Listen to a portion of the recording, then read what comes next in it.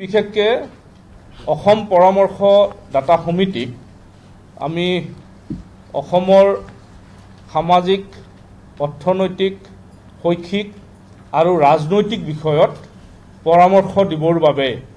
এই পৰামৰ্শদাতা সমিতি গঠন কৰি দিছিলোঁ। দুগৰাকী সন্মানীয় উপদেষ্টা আৰু দুগৰাকী সন্মানীয় আহ্বায়কক আমি এই পৰামৰ্শদাতা সমিতিক বিষয়টো আগবঢ়াই লৈ যাবৰ কাৰণে দায়িত্ব দিছিলোঁ আৰু আন কেইবাগৰাকীও অসম পৰামৰ্শদাতা সমিতিৰ সন্মানীয় সদস্যই এই সমিতিৰ সভা অনুষ্ঠিত কৰি দিয়া প্ৰতিবেদনৰ পিছত আজি আমি ৰাজনৈতিক দিশটোৰ কথাটো আপোনালোকৰ আগত ৰাজহুৱা কৰিব খুজিছোঁ। ৰাজনৈতিক যিখিনি পৰামৰ্শ, সেই পৰামৰ্শখিনি আপোনালোকৰ আগত আজি আমি অৱগত কৰিব বিচাৰিছোঁ। শৈক্ষিক, সামাজিক আৰু অৰ্থনৈতিক যিখিনি পৰামৰ্শাৱলী দিছে, সদৌ অসম ছাত্ৰ সন্থা, অসম জাতীয়তাবাদী যুৱ ছাত্ৰ পৰিষদে আমি তাৰে বহুলাংশ আমি ভৱিষ্যতে আমাৰ আন্দোলনৰ জৰিয়তে হওক বা আমি দাবী দুবাৰ জৰিয়তে আমি চৰকাৰসমূহৰ ওচৰত অৱগত কৰিব পাৰিম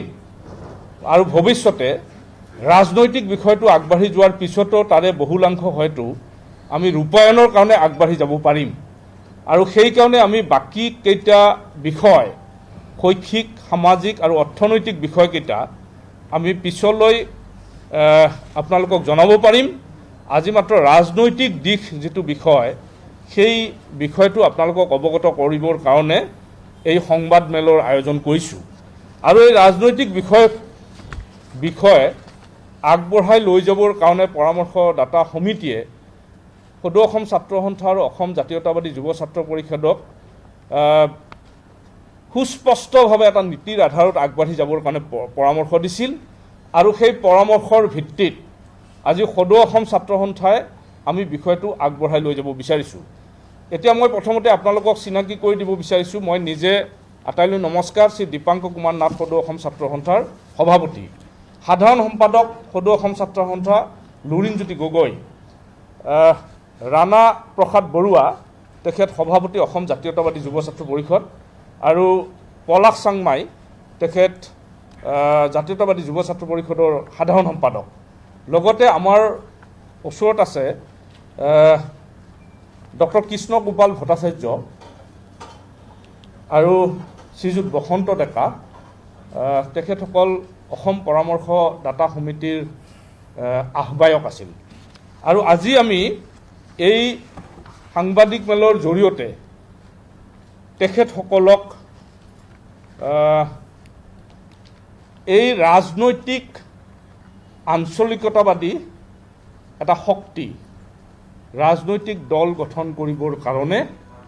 মুখ্য আহ্বায়কৰ দায়িত্ব দিব বিচাৰিছোঁ। আজিৰ এই সাংবাদিক মেলত আমি সদৌ অসম ছাত্ৰ সন্থা, অসম জাতীয়তাবাদী যুৱ ছাত্ৰ পৰিষদে যিহেতু এই বিষয়টো সন্দৰ্ভত আলাপ আলোচনাৰ জৰিয়তে এই সমস্ত কাম কাজ আগবঢ়াই লৈ যাবৰ কাৰণে অসম পৰামৰ্শদাতা সমিতিৰ আহ্বায়কদ্বয় ক্ৰমে ডক্টৰ কৃষ্ণ গোপাল ভট্টাচাৰ্য আৰু শ্ৰী বসন্ত ডেকা ছাৰক আমি এই ৰাজনৈতিক দল গঠন সন্দৰ্ভত সকলো সিদ্ধান্ত গ্ৰহণ কৰিবৰ কাৰণে মুখ্য আহ্বায়কৰ দায়িত্ব দিবৰ কাৰণে ইতিমধ্যে স্থিৰ কৰিছোঁ আৰু তেখেতসকলক প্ৰথমতে আমাৰ বাকীসকল সন্মানীয় AJYCPৰ সভাপতি, সাধাৰণ সম্পাদক আমি আটাইয়ে আপোনালোকৰ আগত বক্তব্য ৰাখিম। তাৰ আগতে প্ৰথমতে মই তেখেতসকলক এই দায়িত্ব ল'বৰ কাৰণে আহ্বান জনাইছোঁ। আমি দুজন এফালে থাকোঁ, তেখেতসকল দুজন ইফালে গুচি যাওক। আপোনালোকে ছাৰ আপুনি ওচৰলৈ আহক, আপুনি আহক।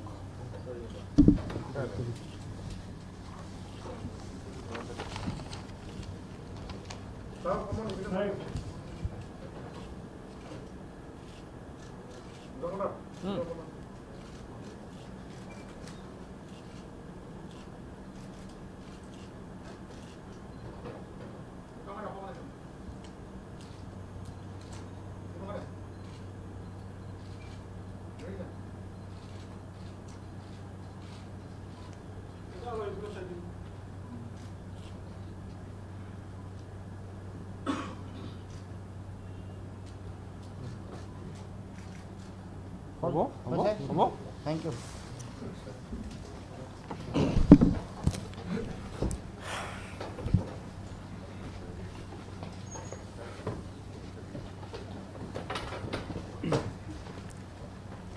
এই সকলো কাম কাজ দুয়োগৰাকী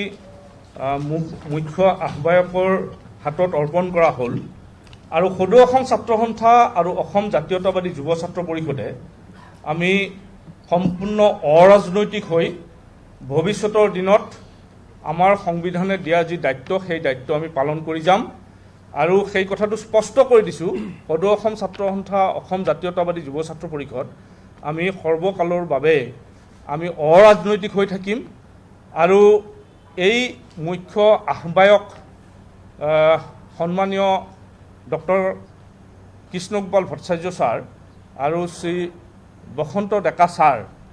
তেখেতসকলে পূৰ্ণাংগ পৰ্যায়লৈ গোটেই কাম কাজখিনি আগবঢ়াই লৈ যাব মই AJYSPৰ সন্মানীয় সভাপতি ৰাণা প্ৰতাপ বৰুৱা ডাঙৰীয়াক ক'বৰ কাৰণে অনুৰোধ কৰিছোঁ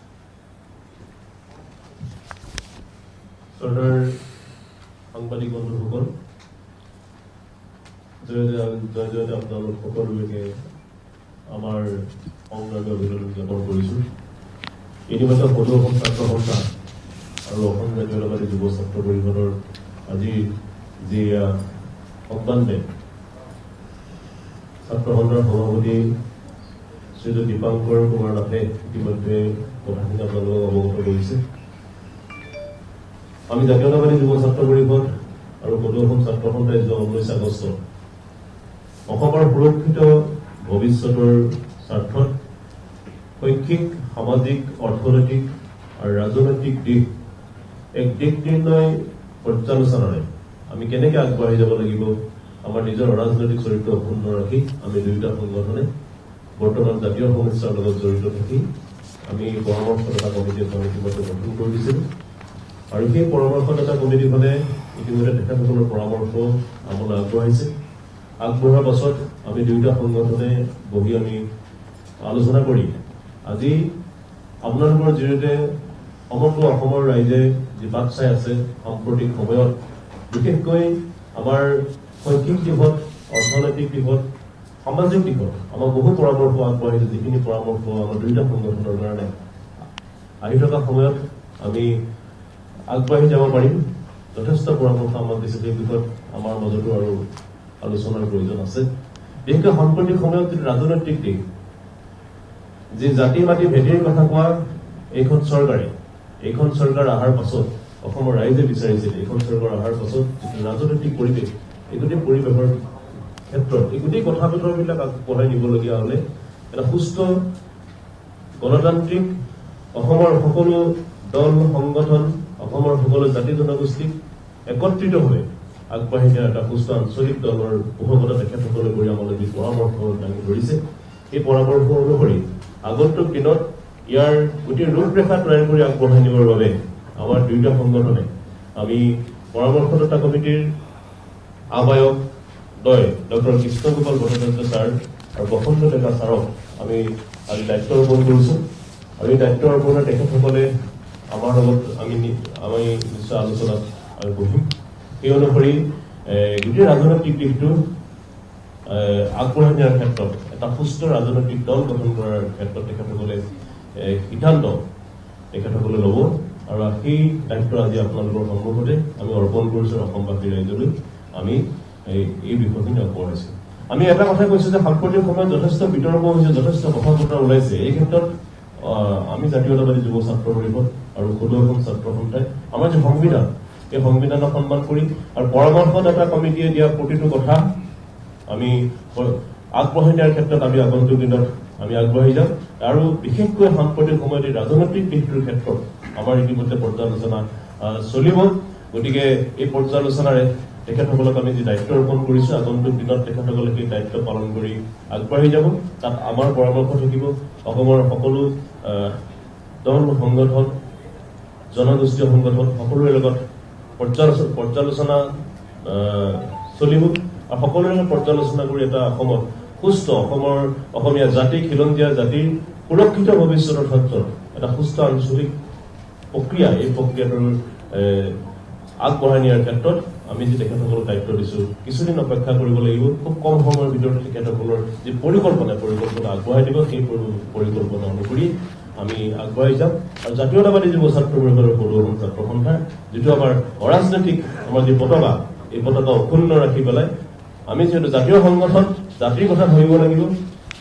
অসমৰ সকলো জাতি জনগোষ্ঠীৰ কথা ভাবিব লাগিব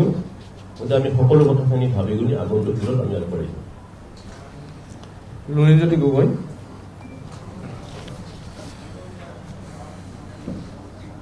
পদুৱা অসম ছাত্ৰ সন্থা আৰু অসম জাতীয়তাবাদী যুৱ ছাত্ৰ পৰিষদৰ যৌথ সংবাদমেলত উপস্থিত থকা অতি শ্ৰদ্ধাৰ সাংবাদিক বন্ধুসকল আমাৰ পৰামৰ্শদাতা সমিতিৰ অতি শ্ৰদ্ধাৰ আহ্বায়কদ্বয় ডক্টৰ কৃষ্ণগোপাল ভট্টাচাৰ্য ছাৰ আৰু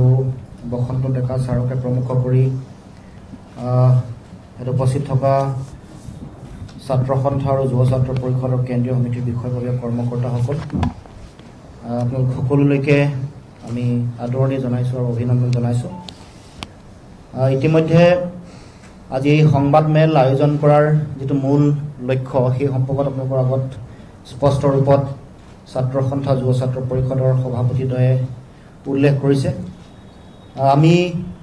সদৌ অসম ছাত্ৰ সন্থা আৰু অসম জাতীয়তাবাদী যুৱ ছাত্ৰ পৰিষদে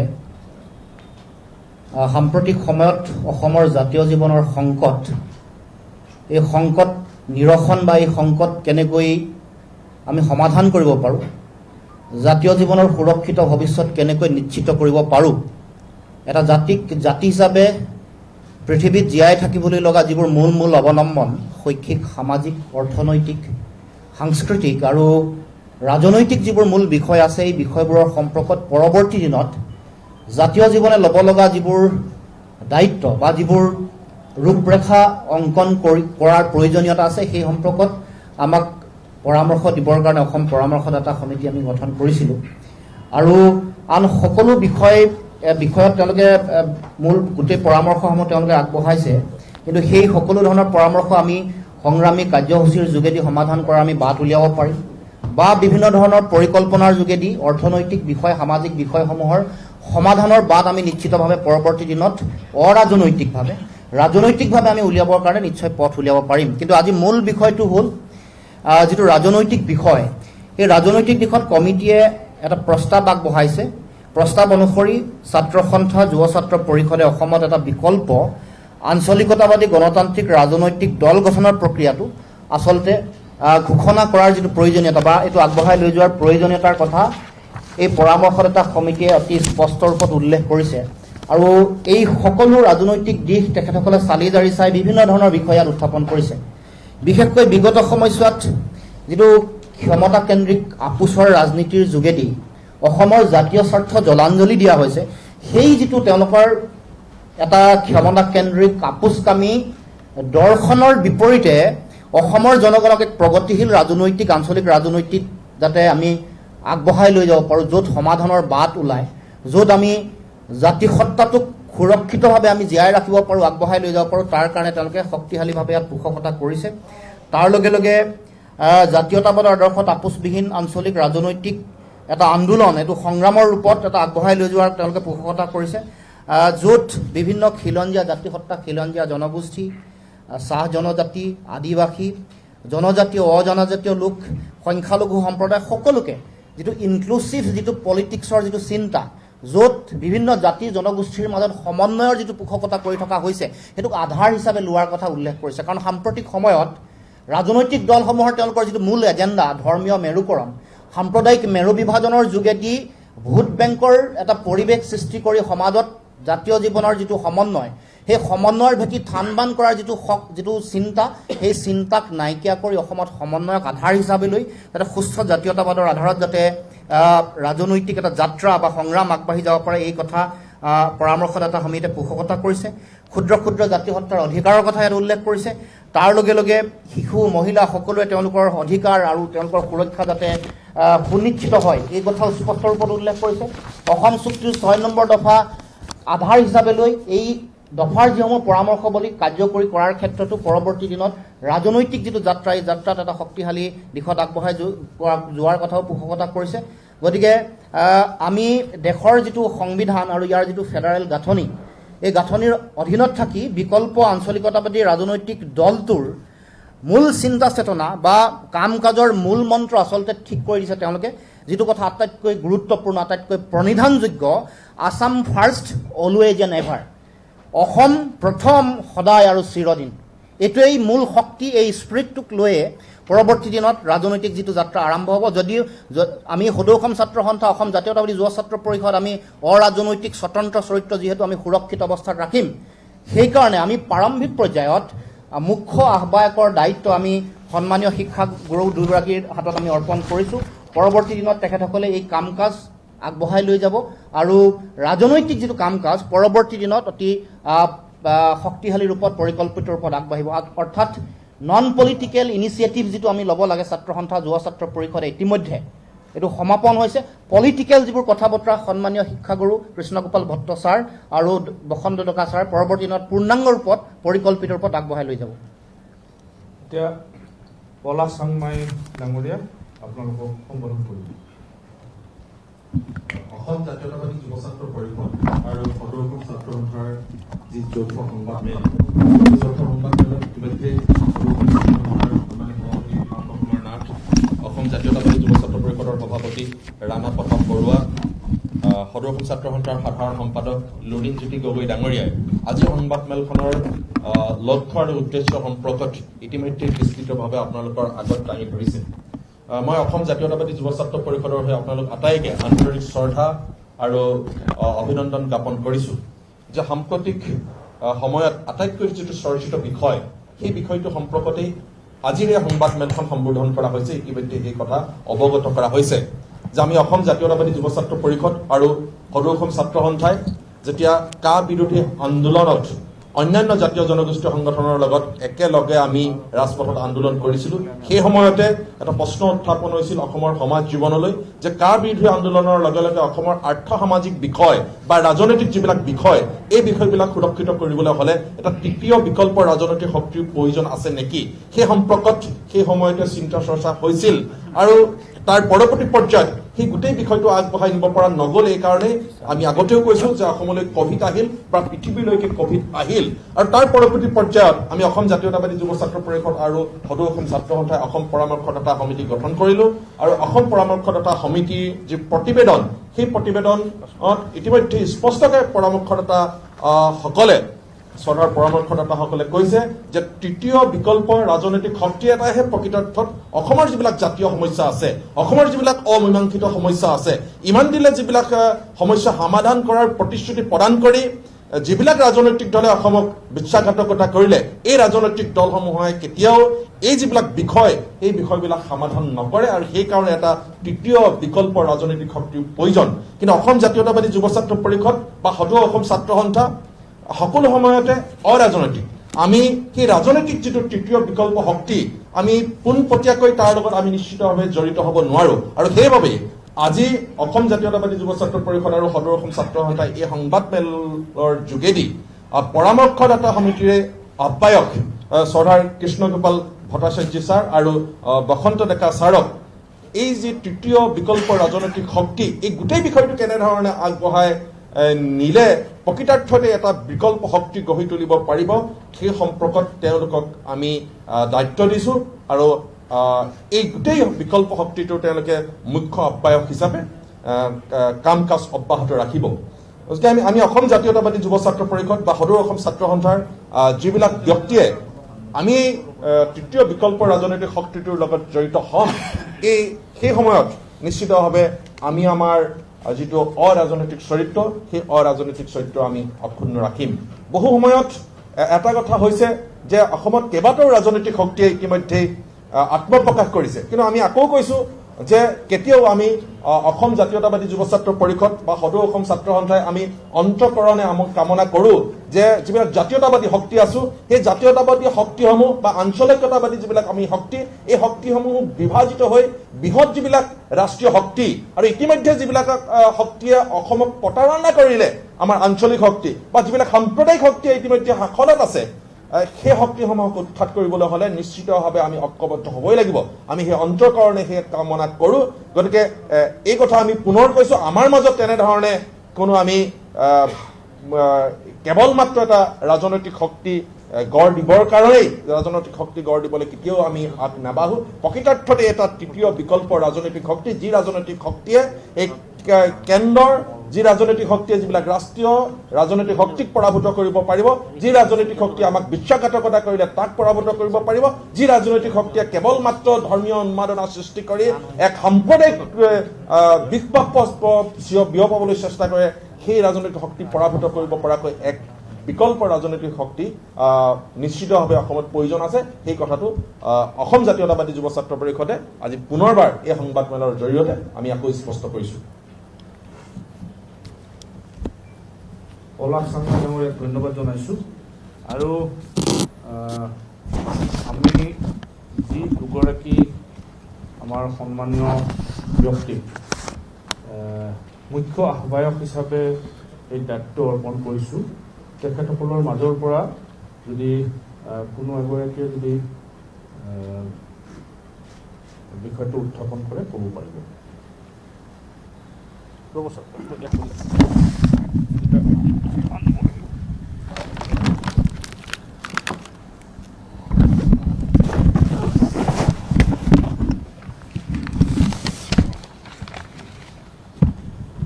ইফালে আহিব দে ছাৰ।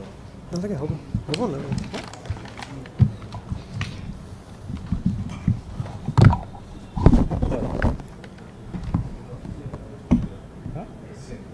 সদৌ অসম ছাত্ৰ সন্থাৰ সভাপতি সাধাৰণ সম্পাদক আৰু অসম জাতীয়তাবাদী যুৱ ছাত্ৰ পৰিষদৰ সভাপতি সাধাৰণ সম্পাদক আৰু অন্যান্য বিষয়ববীয়াসকল, আজি অসমৰ এই দুটা বৃহত্তম জাতীয় সংগঠনে আমাক যি দায়িত্ব দিছে আমি সেয়া গ্ৰহণ কৰিছোঁ আৰু খুব সোনকালেই এই দায়িত্ব পালন কৰাৰ বাবে আমি সকলো যাৱতীয় ব্যৱস্থা গ্ৰহণ কৰিম। এইখিনি সময়ত আমাৰ ক'বলগীয়া ইমানেই। আপোনালোকৰ কিবা সুধিব লগা আছে নেকি বাৰু? হয়,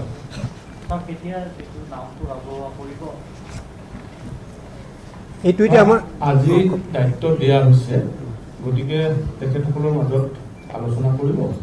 খুব সোনকালে 15 তাৰিখৰ আগতে তেখেতসকলে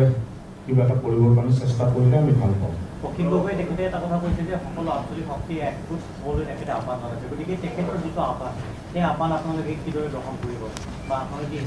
এই বিষয়টো আমি বাৰে বাৰে স্পষ্ট কৰি আছোঁ। গতিকে আজি আমি বিষয়টোৰ সন্দৰ্ভত আমি বক্তব্য ৰাখিব খোজা নাই। এই তেখেতসকলে সিদ্ধান্ত ল'ব খুব কম সময়ৰ ভিতৰতে। তেখেতসকলে পূৰ্ণ পৰ্যায়ৰ এখন আহ্বায়ক সমিতি, সেই আহ্বায়ক সমিতিখন তেখেতসকলে ঘোষণা কৰিব।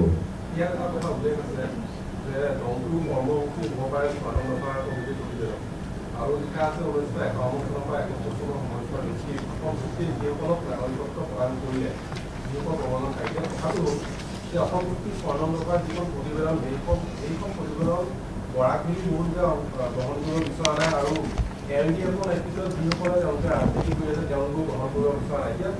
আপোনালোকে যিখন কমিটি কৰ্মসূচী হিচাপে লৈ আগবাঢ়িম বুলি ভাবিছে, যিখন প্ৰতিবেদন, সেই প্ৰতিবেদনক লৈ আগবাঢ়িলে গোটেই অসমৰ মানুহসকলক এই প্ৰতিবেদন দলটোৱে প্ৰতিনিধিত্ব কৰিব পাৰিব বুলি আশা কৰে। এই গোটেই বিষয়টো তেখেতসকলে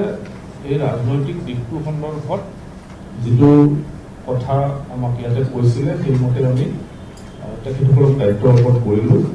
ভৱিষ্যতে যেতিয়া দল গঠন কৰিব, দল গঠন কৰাৰ পিছত তেওঁলোকে দলীয় ইস্তাহাৰ প্ৰকাশ কৰিব, দলীয় কাৰ্যক্ৰমণিকা প্ৰকাশ কৰিব, এই সকলো কথাৰ জৰিয়তে আপোনালোকে ভৱিষ্যতে নিশ্চয় এই বিষয়বোৰ মান পাব। ৰাজনৈতিক পৰামৰ্শ আপোনালোকে আগবঢ়োৱা হ'ল, সেই পৰামৰ্শটো অসমৰ মানুহে আপোনালোকক গ্ৰহণ কৰিব পাৰে, কথাটো আগবাঢ়িব। কিন্তু পৰামৰ্শটো যিখিনি কথা উল্লেখ আছে, বিশেষকৈ প্ৰবন্ধনকাৰী ক্ষেত্ৰত স্বাধীনতা প্ৰতিবেদনখন যদি আপোনালোকে প্ৰযোজ্য কৰিব লগা হয়, তেনেহ'লে তেওঁলোকক সকলো প্ৰকাৰে বঞ্চিত হৈ ৰ'ব। গতিকে সেই বঞ্চিত কোন হ'ব নহ'ব, অসম চুক্তিৰ 6 নম্বৰ দফা, অসম চুক্তিখন মূল এটা বিষয় হিচাপে লৈ পেলাই ভৱিষ্যতে ৰাজনীতি হ'ব। গতিকে অসম চুক্তিৰ এটা বিষয় হ'ল 6 নম্বৰ দফা। গতিকে 6 নম্বৰ দফাৰ বিষয়টোতো কোনো বিতৰ্কিত বিষয় নহয়। এইটোতো কেন্দ্ৰীয় চৰকাৰে গঠন কৰি দিয়া এখন সমিতি দিয়া এটা ৰিপৰ্ট। কোনো ৰাজনৈতিক উদ্দেশ্যত কোনোবাই ছাপোৰ্ট কৰিব পাৰে নকৰিব পাৰে, সেইটো তেখেতসকলৰ কথা। কিন্তু গোটেই ৰাজনৈতিক যিটো দৰ্শন, আঞ্চলিকতাবাদী শক্তি, সেই শক্তিটোৱে অসম চুক্তিৰ মূল বিষয় হৈ লৈয়ে আগবাঢ়িব।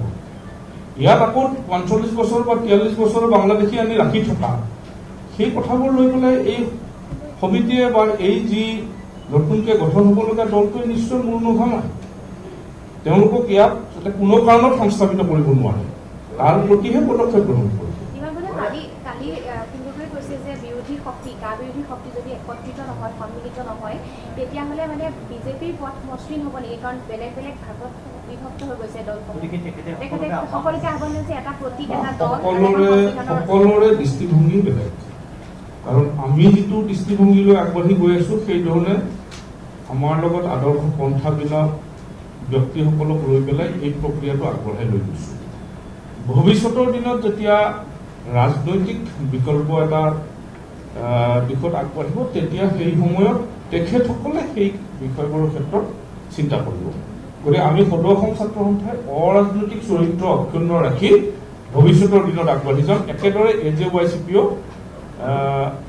অৰাজনৈতিকভাৱে আমি বিষয়বোৰত আগবাঢ়ি যাম।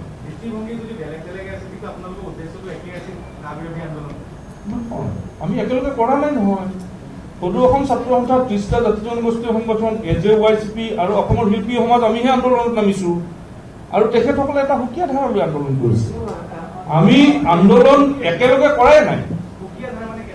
আমি তেখেতসকলৰ আদৰ্শ পন্থা মতে তেওঁলোকে আন্দোলন কৰিছে, আমি আমাৰ আদৰ্শ আৰু পন্থাৰ লগত মিল থকা মানুহখিনি আমি আন্দোলন কৰিছো। তাৰ কিন্তু চবেই বিৰোধিতা কৰিছো।